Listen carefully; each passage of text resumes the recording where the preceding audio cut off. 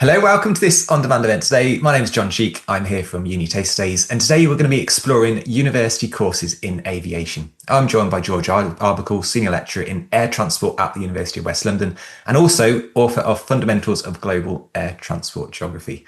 So, George, with these events, we like to cover what to expect on a course, why students might be interested in studying them, application tips, and careers.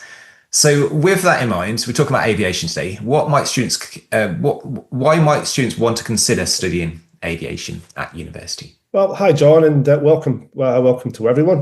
The first thing I would say there is, well, thank you for having me, and it's fun. It's an industry which is it's innovative, it's dynamic, it's fast-moving, ever-changing. I suppose the phrase "no 2 days are ever the same" is probably written for the aviation industry. You know, if you want something like that in your career, then I guess the aviation industry is for you. In terms of the product that we offer, you only just have to look up in the sky.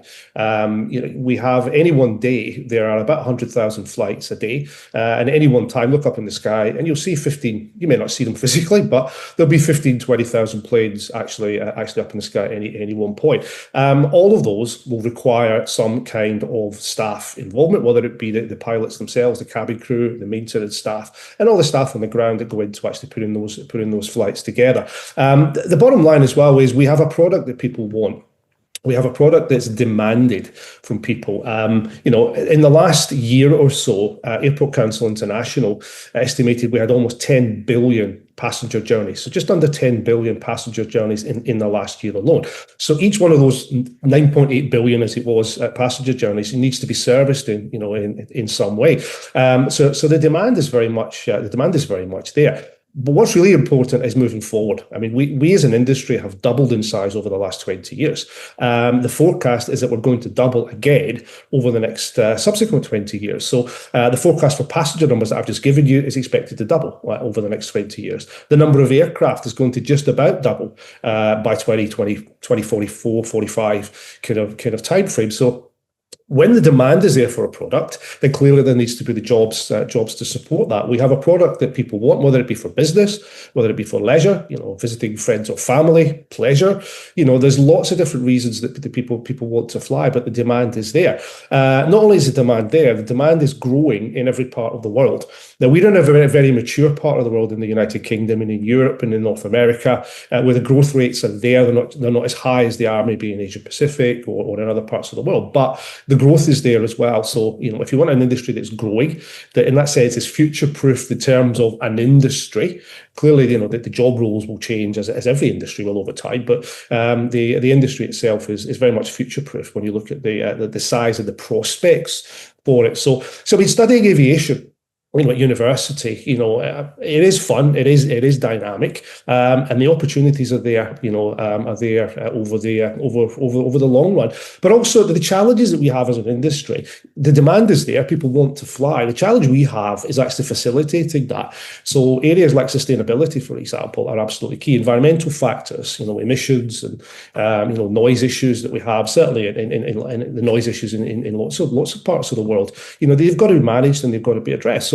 So we're looking for people within the industry that can actually meet those challenges, that can help us with those challenges, that can help us to satisfy the demand that is undeniably there. Wow, George, I love that. What a brilliant first answer. And I suppose where you're located at the University of West London is, so you're super close to Heathrow and stuff. So it's a good location. I deliberately didn't mention that, as it's obviously got to be kind of generic, but yeah, we are fortunate in that sense.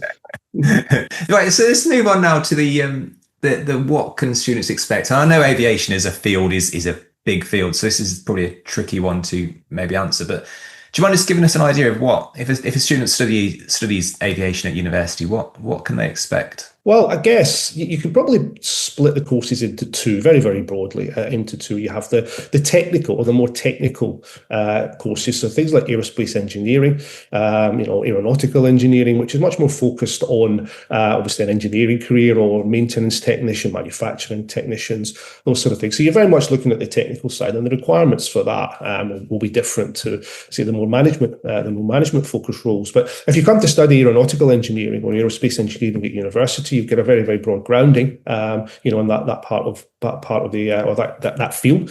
However, you will still then have to work for relevant organisations to build up your practical experience in order to obtain a licence to work in that field. So that's the first kind of main area. It's the more technical. The second area is what you would call air transport management or aviation management, airline and airport management. They're essentially the same thing. And those are a range of courses which is basically focus on the business and operations of the industry. So we're not teaching you to be pilots, we're not teaching you to be cabin crew or engineers, maintenance personnel. It's basically the people who are running the industry behind that. So it's very, very systems focused, understanding, the whole range of jobs, occupations, areas that actually go into the whole ecosystem within aviation. Each institution would have their own modules, their own key areas of focus. But I suppose some of the core areas, if you studied, on an aviation management degree course, first of all, we'd be hoping that you've got some kind of a technical knowledge. So we'd be giving you study on areas like aircraft performance, for example. So how aircraft fly, what are some of the factors that influence how aircraft fly, even though you're not a pilot, understanding how they fly. So understanding the influence of wind, temperature, those sort of things can influence the things that you do on the ground. So for example, route planning, flight planning, etc. That would be a core thing, understanding that side of things. You also have what you might call the core subjects that are in all business and management programs. So will it be human resources, areas like finance and marketing, but very specifically within aviation, you would have areas that are so important, like revenue management, for example. So how do airlines generate money? So what we'll encourage the students to do is not just to look at ticket prices. So how do airlines actually set ticket prices? I'm sure many of you who are watching this, have gone on to try and book flights and think, one day your flight's £20, the next day it's £300. Why is that? Well, we can teach you about how that actually works. It's called dynamic pricing, based on supply and demand. So, if you're going off to the Champions League final, then clearly, if it's in Copenhagen, then flights to Copenhagen are going to be much more expensive the day before the Champions League final. Maybe on a Tuesday in January, they'll be less so. So, we teach all about the supply and demand and how airlines can actually generate revenue from tickets, how they generate revenue from other sources, which is so important, what's called ancillary revenue, so those famous baggage fees and, cancel flight change fees that we all love to have, but it's where airlines generate so much of the revenue. So understanding the commercial performance of the industry, also looking at the cost structure. How can airlines reduce their cost base? So fuel's generally the highest cost item. So what things can we do as an airline to reduce the amount we actually spend on fuel? You also have increasingly important sustainability, environmental factors, whether it be emissions, whether it be noise, air quality, social sustainability, economic. So that's a really, really important area to study in aviation as well. Marketing, although marketing is marketing, but in our industry it can be very specific. So an airport market is very different to an airline marketing, the type of marketing that they actually do. So most courses will try and be bespoke if they can, where possible to contextualize in marketing within the aviation industry itself. You also have the more digital areas that are now becoming more and more popular, artificial intelligence, in areas like technology driven. Whether it be technologies at the airport, the new technologies to help passenger experience at the airport, right the way through to new aircraft technologies like, air taxis are being developed, a lot at the moment, drone technology, new technology that we're looking for to help us with our sustainability footprint, electric, hydrogen, those sort of areas, which are going to be here over the next, 10, 15 years. So hopefully, if you're going to study aviation at university, you'll get that broad range, or you should be getting that broad range of subject matter. But also one good reason to study aviation as well is that it does give you transferable skills. So even though a lot of the material that you learn is very specific to aviation, there are a lot of key principles that we'll actually teach you that you will learn, which are transferable into other sectors, whether you move into hospitality or any other service sector, really, can value the transferable skills, whether it be your teamwork, your leadership, your time management, all the various other soft skills, if you like. But also, if you're learning about marketing and human resources, and finance, then those are key principles that you can take into other industries. If in the rare event that you decide aviation isn't for you, you can take it into other fields. So it is very transferable in terms of the skills that you actually get. That was absolutely fascinating. I loved it. Right, next question then. So a lot of students might be watching this because they want to be perhaps a pilot, and I bet you get asked this all the time, George. So I'm going to just add to the list.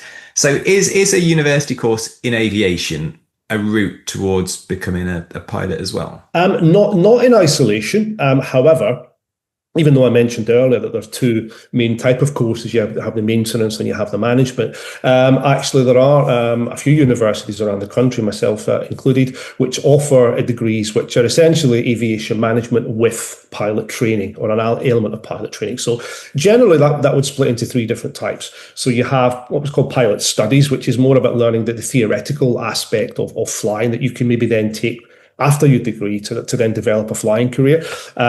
Private pilot training, so if you want to just fly for pleasure, alongside your university degree. Or you also get what's called air transport management with commercial pilot training, or what sometimes in our terminology would be frozen ATPL. It basically means that when you finish that, you can then start to apply to airlines for first officer roles. So it's what's called a modular route. So basically, you come to university, you'll do some university work, you'll learn about the industry, you'll mix in the theoretical component of flying with the flight element of flying, with the aim that if you do the commercial pilot route, that you finish your degree and you'll also come out with a frozen air transport pilot license, which enables you to have not just a university degree, but also qualifies you to fly commercially. So apply to airlines like Ryanair, Wizz Air, EasyJet, etc. So whilst it's important to mention that a degree is not required to be a pilot. Okay, that's the first thing to be clear about. However, there are a number of airlines out there that are actually seeking, candidates with degrees, or that it adds value to a candidate degree. Now, with it being a modular route, you can kind of mix and match your own portfolio in many ways. So you don't have to do it in one hit. You can, do a bit of academic study, a bit of flight training. So our program would take roughly 3 to 3.5 years, but it can take a little bit longer, if needs be. But I think, one of the important things, one of the reasons why these programs are popular now, is because increasingly airlines are looking for what they call future captains. So even though you would go to an airline as a first officer, you would do the type rating with the airline and then you go to them as a first officer. A lot of airlines are looking for what they call future captains. So it's essentially, what is the potential for you as an individual, not just to fly the plane, but to be in the left-hand seat, as we call it. So, the potential to actually be in charge of that, $300 million aircraft plus all the passengers. So having the university degree demonstrates a lot of skills, in terms of things like leadership or teamwork and etc., that can actually facilitate that or prove, if you like, to the employer that you may have those skills. That helps you move into the left-hand seat. Also, because our industry historically, especially the airline industry, has quite a low profitability performance in terms of profit margins. So anything that airlines can do to actually improve that performance is welcome. So having the pilots not just flying the aircraft, but also understanding the business behind that and what they can do. Aside from obviously the very, very skilled task of flying, what else can they actually do to assist the airline when it comes to improving the profit margins? We have a training captain at our work who works for Emirates, and I was talking to him the other day, and he was saying that what they're looking for, or airlines are looking for, it's not just the how, it's the why. So for pilots to understand why they're doing what it is they're doing. So, reducing fuel burn, for example, what the bottom line impact that would have on the airline's financial performance, for example. So actually having a broader understanding of the industry. We are a customer service industry. Many of you will probably, when you fly on an aircraft and you get off, the pilot quite often comes to the door now and says goodbye. Some airlines encourage them to do that, so to interact with the passengers, customer facing. So I guess the more industry knowledge skills that pilots have, a number of airlines are are actually seeing that favourably. There's also what I call a negative reason for this, and it is something to mention, and that is the fact that to be a pilot, you have to pass what's called a Class 1 medical, which means it's quite intensive medical to make sure that obviously you're medically fit to fly. Things happen, life happens. I had a friend of mine who got a sports injury, who had their painkillers, which were not allowed, in terms of the cockpit environment. So therefore, it may well be that if something happens to you, you can't then fly. So having the degree element, behind you does give you that opportunity, more of an opportunity, I guess, to move into a more ground-based role, that doesn't require the medical standards, if you like, that flying actually does. So it's not something that you generally focus on, but it's important that people are aware of that you have that as a background. And I guess finally, there are I'm not going to mention airline names, but there are some airlines out there who, if you want to, as a pilot, if you want to proceed into more management roles, so management pilot type roles, request a degree. You actually have to have a degree at that level. So maybe not to fly the aircraft, but if you want to progress to a certain level within an organisation, then you have to have a degree. So you can either do the degree with your pilot training, or perhaps further a few years down the line, maybe do an online degree or a remote degree or something else. But there are those airlines, a number of airlines, who are actually looking for that to proceed into management roles. So doing one, when you're 18, 19, 20, I guess it means that you've got that and you've kind of got it out the way early on. So there are a range of pilot training options at university, but like I said, it's not required to actually fly the plane. It's to supplement that pilot training for the reasons that I mentioned. That's such brilliant insight, George, in terms of the whole route when it comes to being a pilot. If you need a degree, if you don't, and the transferable skills and things, I get that's brilliant answer. Let's bring things back now to university courses in aviation, which is the central topic that we're talking about in terms of this video. Do you mind just giving us a few application tips if a student wants to apply for a course, or things that you like to see in a student that if students are watching this wanting to take things to the next step and actually apply to university? Can you give us any insider tips to kind of maximize the chances of success? Yes.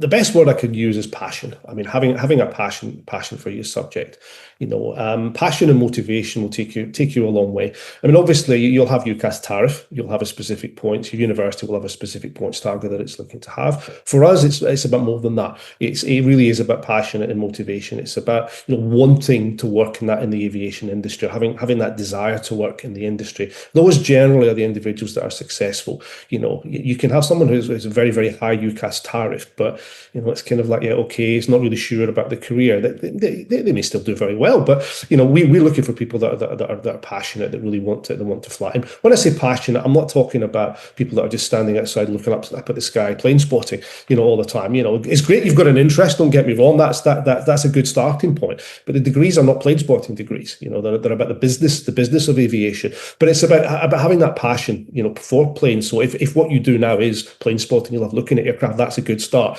because clearly it's an industry that you're interested in. The word curious, I think, is one that I would use as well. Being curious about the world around you, curious about why things are the way they are, because we're such a fast-paced industry, we're a dynamic industry, we move so quickly. We're looking for people that are curious. Why does things happen? Why do we do it this way? Why don't we do it this way? Looking for people to challenge the status quo. Now, the good thing about aviation is that it's one of, if not the most safety conscious and regulated industries in the world. So there's very, very key processes, there's obviously very regulated, processes in place within the industry. From a safety perspective, there has to be, and our industry is fantastic at that. But when it comes to the business of running airlines, and how can airlines make money, etc., that's where we're also looking for some sort of creativity.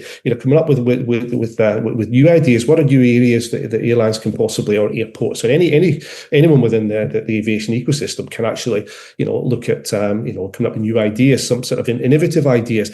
But we are a very process-driven industry, so a lot of areas that you work in is very process-driven. If you're a pilot, you have to be processed. You'll have checklists, so there'll be things that you have to do, and you have to do in a certain way. If you're engineering, if you're cabin crew, we're very process-driven in some regards. So I think having, liking some kind of structured work is for many jobs within the industry, is very, very important. But I think in terms of demonstrating on your application, if you've done extracurricular activities like the Air Cadets, for example, is a good example with that. But I think just demonstrating industry knowledge, we don't expect you to go and research in depth the industry, but understanding what's going on in the world. Now, for example, we've had a lot of storms here in the UK recently, so there's a lot of news articles about the impact that has on the aviation industry, whether it be diversions, flight cancellations, etc. So demonstrating that you're up to date, or that you've got a familiarity with what's happening, what's impacting the aviation industry, geopolitics, the things that are going on, sustainability,